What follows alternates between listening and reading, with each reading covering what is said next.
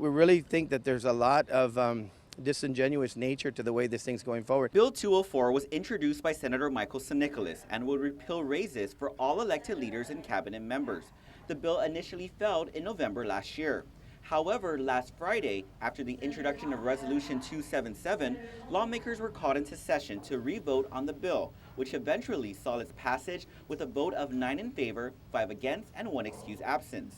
The governor's special assistant and former Senator Chris Duenas. The governor takes great offense and has from the beginning the inclusion of the mayors in this pay reduction.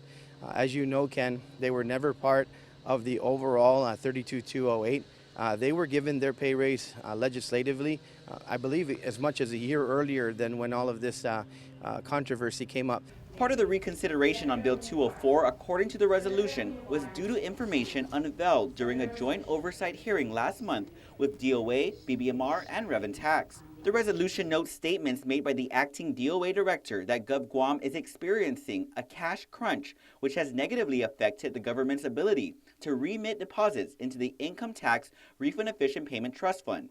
Duenas says while they never make light of how cash management can become difficult at times within the government, he is disappointed and believes the reasoning behind passing the bill was disingenuous. To take the first, which is the worst quarter traditionally of every fiscal year, and to paint a picture going forward that is the picture for the island for the rest of the 3 quarters, which we know where there's a lot of catch-up, a lot of taxes being paid, a lot of corporate income and other taxes to include business license, renewals, and all kinds of activity that even the senators know takes place in the rest of this fiscal year.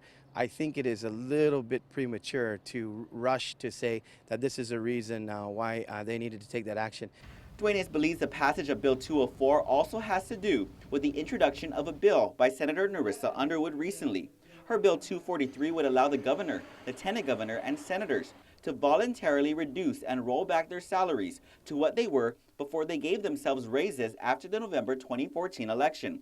The savings would go to the Healthy Futures Fund. And we believe that, as far as we're concerned, this was a reaction to the fact that Senator Underwood put the other senators on notice that there was going to be some proposal. And we believe that she could lead that effort tomorrow by going to the payroll clerk and reducing her pay. Duenas adds he does not believe a public law is necessary for senators or any elected leader to voluntarily reduce their pay. Reporting for Guam's News Network, I'm Ken Quintaniza.